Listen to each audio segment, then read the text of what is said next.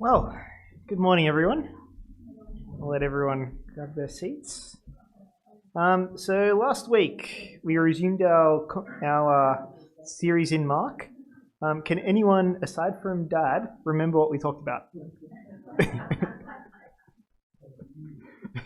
Graham wasn't here. That's a very good excuse. The Transfiguration. Good one, Pat.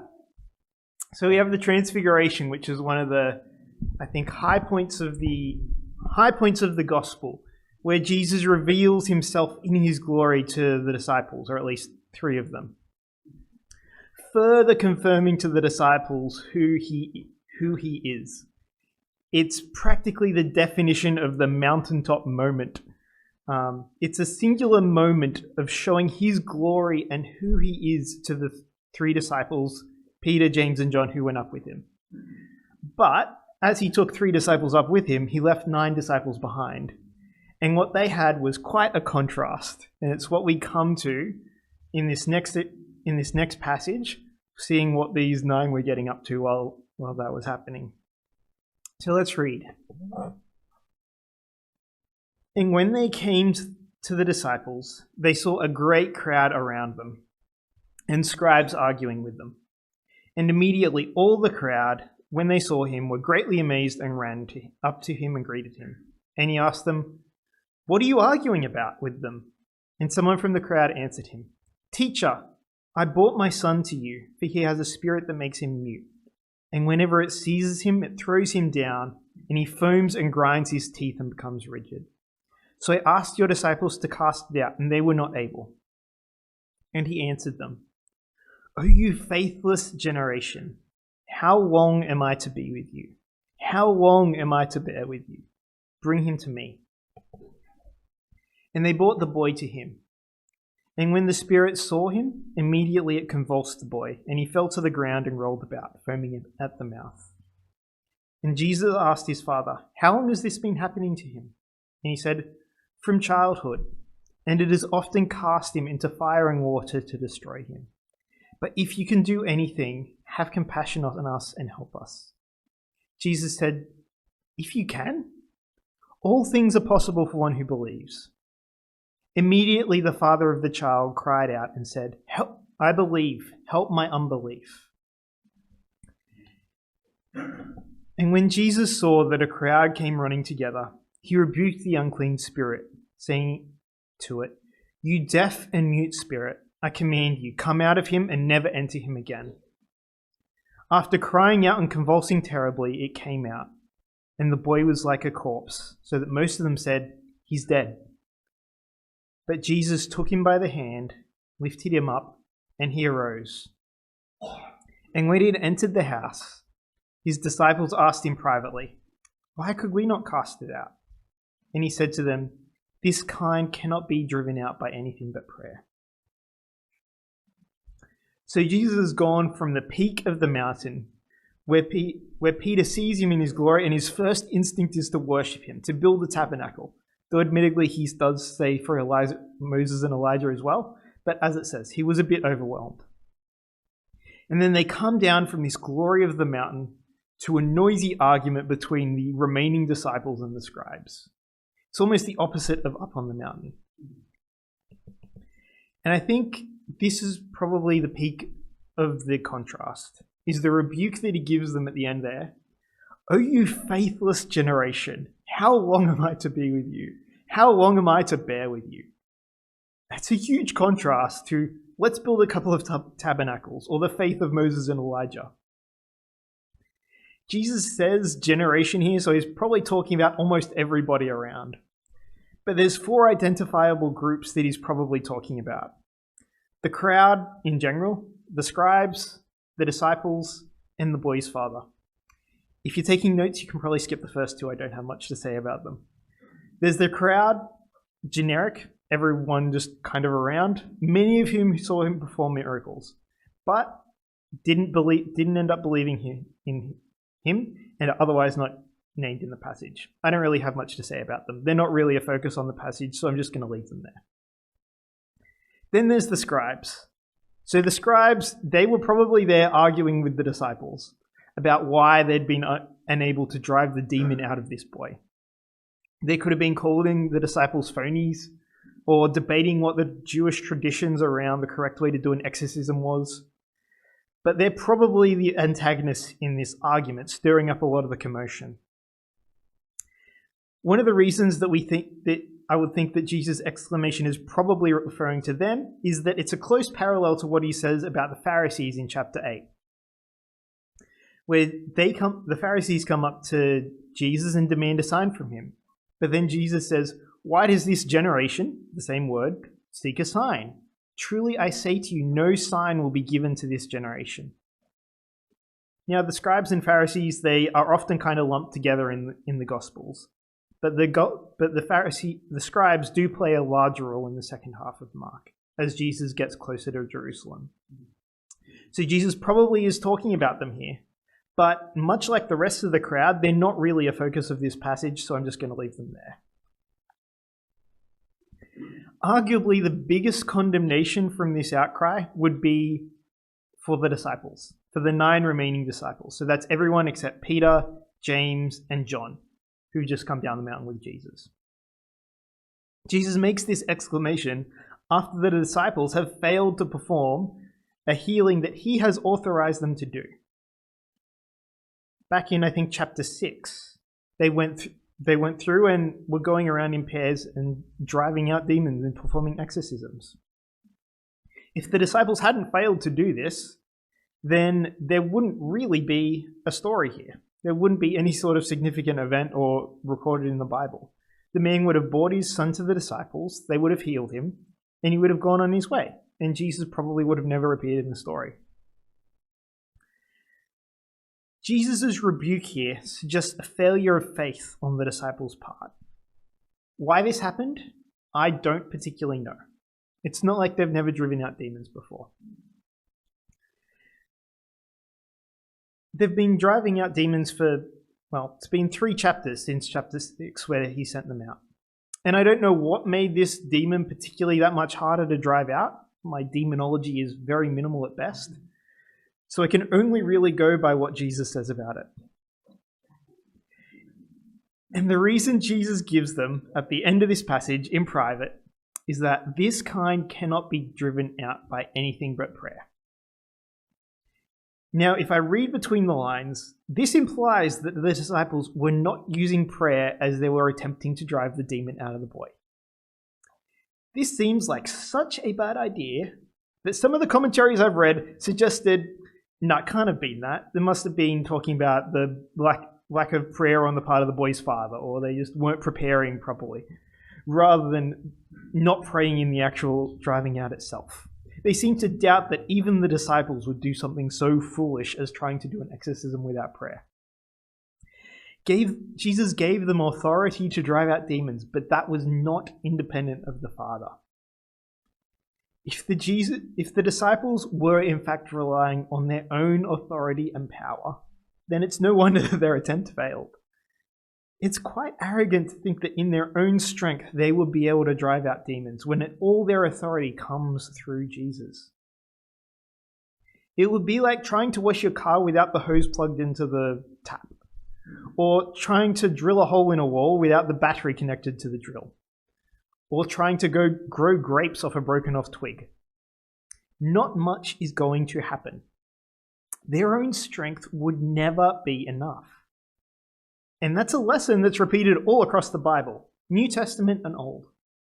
Whenever the nation of Israel depends on their own strength or that of their allies, like Egypt, they end up losing battles on the run and subject to other nations. They only succeed when they trust in God instead. The disciples' authority was not independent of Jesus or God, but through them. And as such, they needed to rely on prayer. To try and do God's work without prayer is foolish. Now, on a first reading, there does appear to be somewhat of a contradiction in this text here. Because Jesus drives out the demon without a prayer being mentioned. He just says, "Get out of the boy," and he goes. But he then goes and blames the disciples' failure to drive it out on a failure to pray. You might think to excuse this with something like, obviously, Jesus is more powerful than the disciples, so he doesn't need prayer. But I don't think that's the most reasonable explanation, because that would be to ignore the centrality of prayer to Jesus throughout the Gospels. Prayer isn't mentioned explicitly in this passage, but throughout the book of Mark, Jesus is regularly retreating to mountains or desolate places to pray by himself. Before the most important moments in the Garden of Gethsemane, when he comes walking on the water, and on many other occasions. I think it's far more likely that he said a silent prayer here in the healing of the boy. An example of this, not an example of the counterpoint of this, would be when he's raising Lazarus in Luke 7. And it says, "And Jesus lifted his eyes up and said, 'Father, I thank you that you have heard me. I know that you always hear me, but I've said this on account of the people standing around, that they may believe that you sent me.'" This seems to imply that he's always praying as he's doing these miracles, but not necessarily aloud. It's only this one time that he's said it aloud. Prayer doesn't seem like something that Jesus would have sidelined. It was what sustained him throughout his ministry. The importance of prayer, is something that the disciples learned through their discipleship with Jesus. Indeed, this event was probably a key teaching moment for them on that topic, which is why it's remembered and written down. This section of Mark, after chapter 8, has a heightened focus on Jesus teaching the disciples compared to the first half of the book. And so this is probably one of those key moments in teaching that. But while this may have been a key teaching moment for the disciples, the focus of the passage doesn't actually fall on them, even if the rebuke was hardest on them. The focus of the passage instead falls on this father and his son. He would have come to the disciples feeling pretty desperate. He was probably looking for Jesus, not his disciples, to heal the boy, but he couldn't find Jesus because Jesus was up a mountain. And so instead he goes for the next best thing and asks the disciples to heal his son, which they failed to do. And so this starts an argument between the 9 disciples, the scribes, the crowd, and everyone else around him. But the fathers come clearly with at least some expectation that Jesus might be able to heal his child. And so he sees his opportunity as Jesus asks what's happening here. He pushes forward rather than letting the disciples answer the question and explains his situation to them, bringing the boy forward to Jesus as the boy has another seizure. But he ends his explanation with a humble and unsure appeal. "But if you can do anything, have compassion on us and help us." What do we see in this approach? He's humble as he's coming towards Jesus. He's not assuming a right to aid here. He is desperate. This has been going on for years since the boy was very, very young. But he's also very unsure and wavering, questioning if Jesus is able to do this. And honestly, that's pretty understandable and relatable. This has been going on for most of this boy's life, probably years. He has probably been to several exorcists in the past who obviously failed. Jesus' disciples themselves have just failed to heal the boy. It's not an entirely unreasonable assumption that if the disciples can't do it, then their master may not be able to either. But the man's approach is a big contrast to some of the other healings that we see told in detail in the gospel. For example, the leper back in chapter 1, he asks Jesus, "If you will, you can make me clean." In that case, the leper is showing his faith in Jesus' power and asking for mercy. There are many other examples that show a similar or greater level of faith, but such that Jesus even commends them for it. For example, the centurion in Luke chapter 10. He asks Jesus and says, "I'm not even worthy for you to come to my house, but I know that you can just say the word and my servant will be healed. Which Jesus remarks in response to that he has not found that kind of faith in Israel. Or the Syrophoenician woman back in Mark 7, if you can remember back to last year, who she doesn't actually bring her demon-possessed daughter to Jesus, but instead ends up arguing with Jesus as to why he should be showing mercy to her, a Gentile, as well as to the Jews. Jesus then heals her daughter without ever seeing her. Jesus' response to the man initially seems harsh.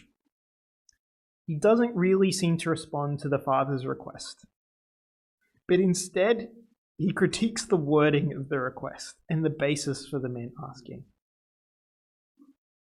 And I think this is very much tied to the exasperated outburst earlier in the passage.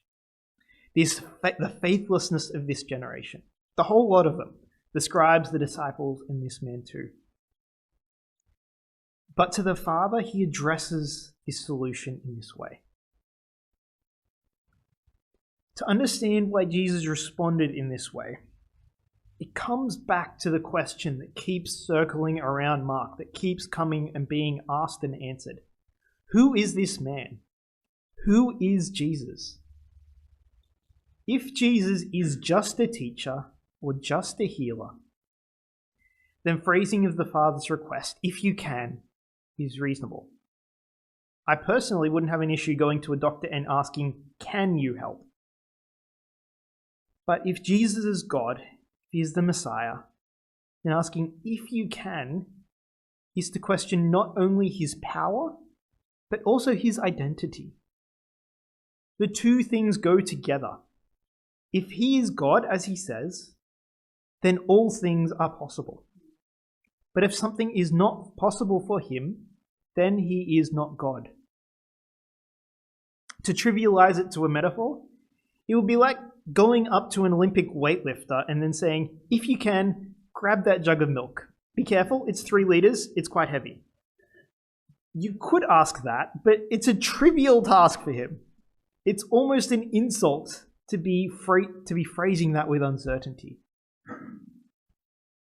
But Jesus is responding in this way.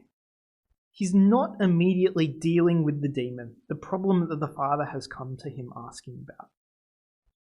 Instead, he's gone to the heart that's behind the Father's question. This happens many times throughout the Gospels, where Jesus asks or answers questions that are behind the question or request that is asked of him. For example, in the next chapter, we have the rich young man who comes to Jesus asking about following commandments. But instead he leaves facing in sorrow his love of money. Or the Pharisees' trap question about paying taxes to Caesar or the temple. And instead he flips around the question to ask, who do you belong to? Or the paralyzed man on the mat earlier in Mark, who comes seeking physical healing from his paralysis, but instead leaves with his sins forgiven. Now, behind Jesus' statement to the boy's father, Jesus is questioning the man's understanding of who Jesus is and where Jesus gets his power from. And in doing so, he is giving him more than he was actually asking for. Because Jesus asks this question, the Father sees his own lack of faith. It's hidden in the question, but Jesus has called it out. But with the small faith that he has, the smallest scrap of faith, to ask for more, he asks Jesus to deal with his doubts. He cries out, I believe, help me, help my unbelief. He's shown that he has some degree of belief by coming here. He's pushed through the crowd. He's spoken out to get Jesus' attention.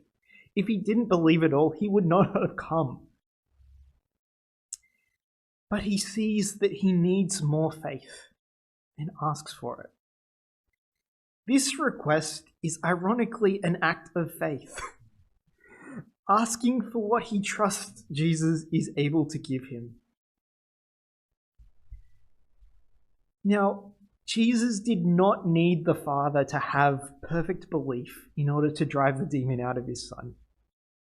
He's healed plenty of people before without requiring a declaration of faith or showing of faith. For example, earlier in Mark, when he drives out a legion of demons from a man into pigs, there's no one there with faith asking him to do it. There's just a demon-possessed man yelling at him. The locals asked him to leave after he did it, but so they definitely weren't making the request. Or to go back to the raising of Lazarus. While many people close to Lazarus believed in Jesus, no one expected Jesus to raise Lazarus. Indeed, they'd wanted Jesus to heal him before he died. Or they were thinking when Jesus is talking about resurrection, they're talking about resurrection on the last day. They weren't expecting him to walk out of the tomb. They even warned Jesus that the tomb was going to smell. Jesus did not need the Father's belief. Jesus is not some Tinkerbell fairy that requires people to believe in him to have power. The passage doesn't even say that Jesus dismissed all the doubts from the man's mind before healing his son. It doesn't say anything about that. Jesus responds with the healing with mercy to the man's weak cry of belief.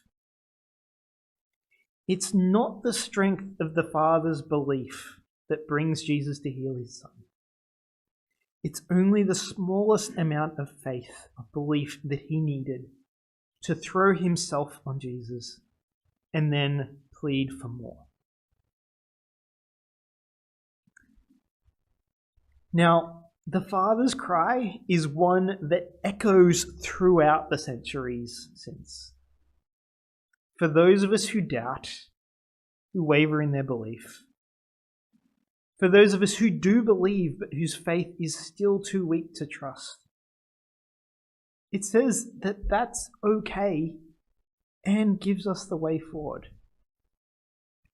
The way forward is not to screw up your courage and to think really hard and force your way into belief by sheer willpower. It's not to ask for a sign to prove it as the Pharisees did. The Father didn't say, I believe, but drive out a bunch of other demons first to help my unbelief. The solution is to go to Jesus in prayer at that first small step and to ask him for help, to grow that small seed of faith into something bigger. Faith grows as a gift, but also over time. That's the very first step towards belief, the smallest step.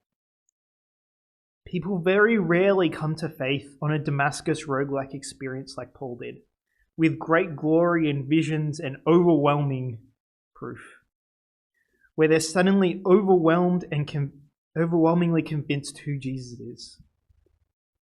People are far more likely to come to faith in incrementally small steps, learning who Jesus is over time, asking, what if this is actually true? Until they come to the precipice of this question, who is Jesus? And the answer to that question is key. Is he who he says he is, or is he not? And all the rest flows from that.